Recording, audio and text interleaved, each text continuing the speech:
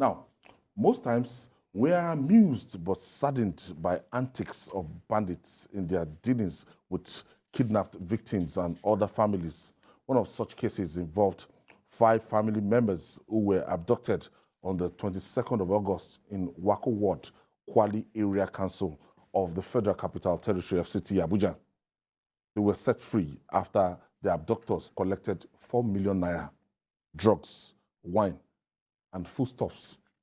In another development, bandits have threatened to kill a Divisional Police Officer, DPO, in Birnin-Gwari Divisional Headquarters in Kaduna if a ransom of 80 million naira is not paid. The DPO, Sani Mohammed Giadi, was kidnapped since June while traveling to his new duty post. The victim is said to have paid 7 million naira and a new motorcycle as a ransom for his release, but the abductors insist on additional 80 million naira to be paid on or before the 7th of September. 7th of September, that's today. That's today. Very sad. So, Sad. while we are celebrating, while we're celebrating what is happening in the Northeast, and is not yet Uhuru in other parts of the country, Northwest, North Central, and even it has permitted to the Southwest. Now, what we are looking at here is even the audacity of these people kidnap a police officer, a divisional police officer. You know, I don't like to use the civilized crime. Yeah. Once, criminals, they avoid, the law officers because they know the ripple effects that it will be counterproductive. Yes. If you kill a cop, you're in trouble. They all come after you. But right now, a DPO is struggling for his life. Yeah, of course, he's not the first DPO to be kidnapped. There was one that was kidnapped in Delta State some time back. The ransom was paid. But then here and there, police officers have been kidnapped. Even military officers too have been kidnapped. It appears these bandits, I think they've got to a point where they don't really care whatever happens to them. Or, I mean, look at what the one of the spokesperson for the president, Marangar Bashir, said some time ago concerning the Kaduna train victims. Oh, we did all that the bandits asked for, and they reneged on it. I mean, who confidently gives the government a slap in the face? I mean, repeatedly like that. It's the firepower from the government needs to be harder. It needs to be harsher, because these people are actually, we're talking of families displaced in the Northeast and all. In other places, families are being progressively destroyed. People are selling their homes, selling their properties. It's horrendous. I mean, you hear the stories of some of these people, you cannot but shed tears, because this is just plain wickedness being visited on Nigerians, innocent Nigerians, by criminals, terrorists. There's no other way to put it. So the government should not also join us in crying. No. The government must make sure it takes this war to them. A DPO kidnapped, make sure that they cannot even think about it again. It can never cross their consciousness again. Government needs to act fast and needs to be harder on these people. Otherwise, if they try DPO, they could go higher. And if nothing is done to them, we don't know where they may be setting their eyes on. In the Northeast, they had air power, and they were able to, counter these terrorists and everything. But in the case of banditry, because of the likely collateral damage that might be involved, it's very difficult to deploy air raids for these people. Look at what the federal government said against on the case of the Kaduna Abuja train, that they couldn't set up a rescue mission because of the collateral damage. Collateral damage, we've been hearing that for years. We need to be conscious of it, yes. But there should be a way to minimize note the word, minimize, that there will be no collateral damage, then we'll be joking. Minimize collateral damage, hit hard on these criminals. Because if we continue to look at collateral damage and we allow them to fester, that's why we are here where we are. How did we get here? Because we didn't take action when we ought to. I was watching an historic movie. And I saw a country, or a state as it were, asking people in a particular area to leave. They were provided security and they evacuated these people. The innocent ones were evacuated. And they were so sure that they kept announcing, if you remain in that place till so time, then you must be a criminal. Yeah. And you see, there must be things we can do, Ayo. These collateral damages are the people, our own people that are there.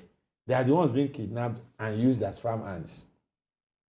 They are the ones being kidnapped and forcibly married off to commanders of this country. And people keep telling me the people doing it to Fulanis. The people do, and I begin to say, no, you know why? A man who hails from that village will not carry his own people and go and use them as slaves. He must be an outsider.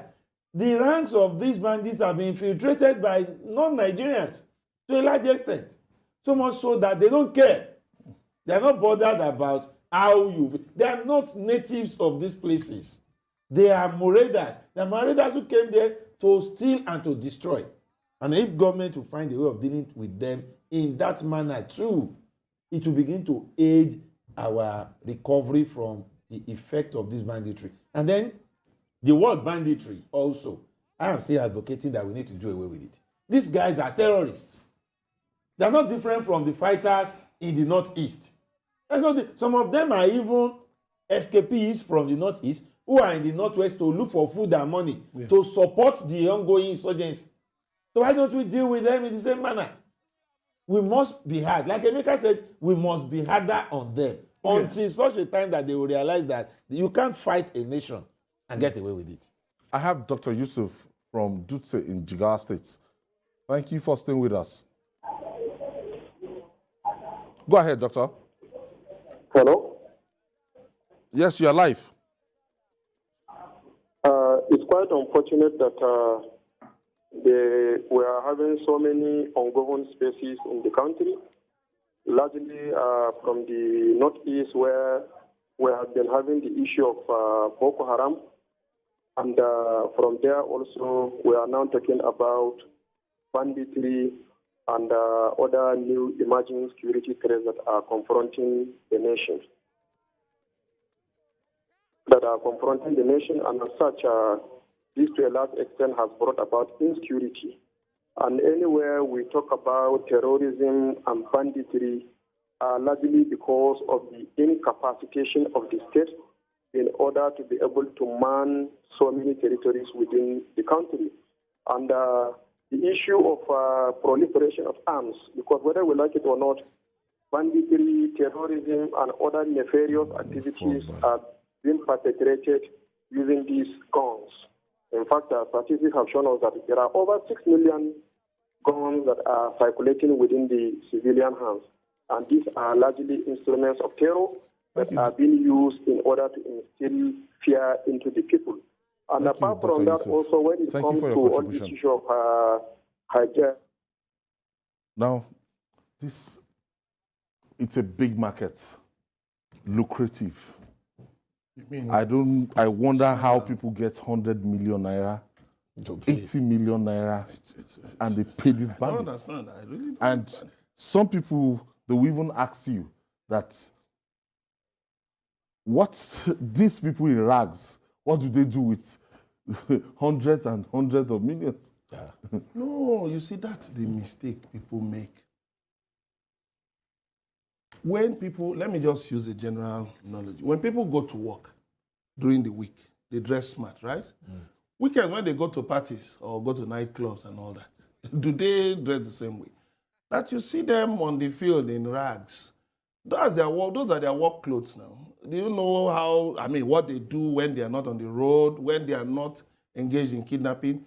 There are places where all of this money is being funneled to. There are certain economies that are being financed with this money. And one of the economies is the illicit flow of arms.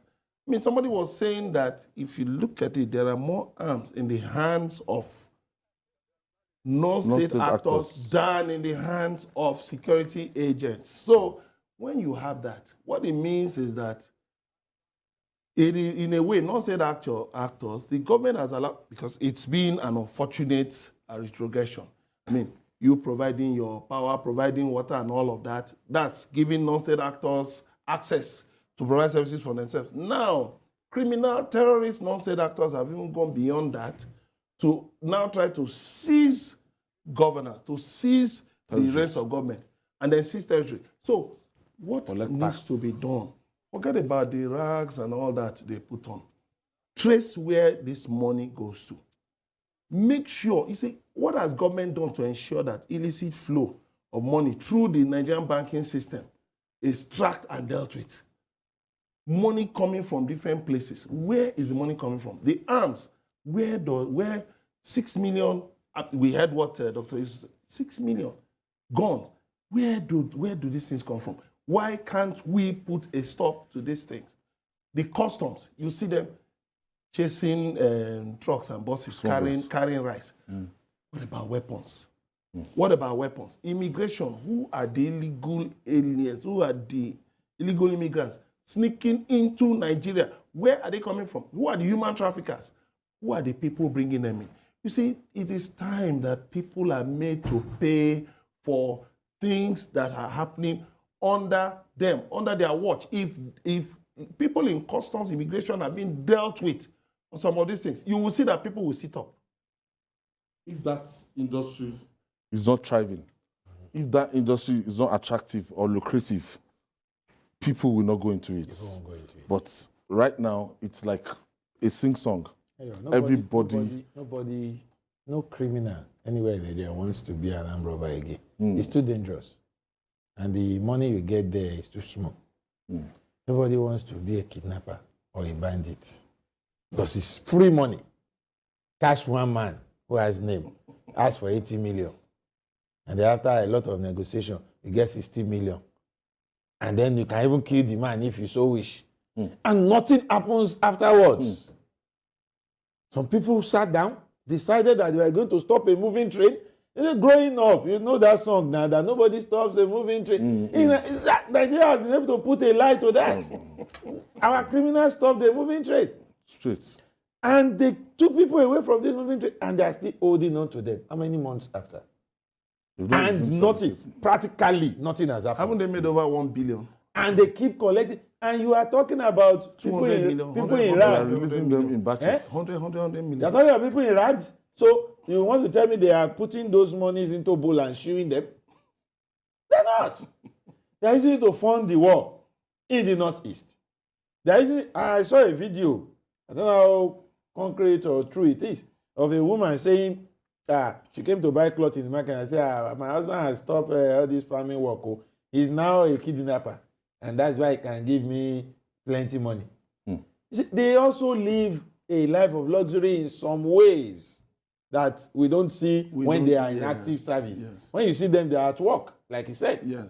So what we talk about is the fact that we must plug the holes. These monies are being collected and being spent in certain areas. If we can't stop the collection of the money now because we must save lives, let's stop the areas they spend the money. If they now have or where they send the money to, if they keep having this cash and they cannot remit it to where they send it to, then we'll find a way of tracking them down. But that they have been on us, that they have been getting these things and we've not done anything is a sad compliment for all of us. A sad one.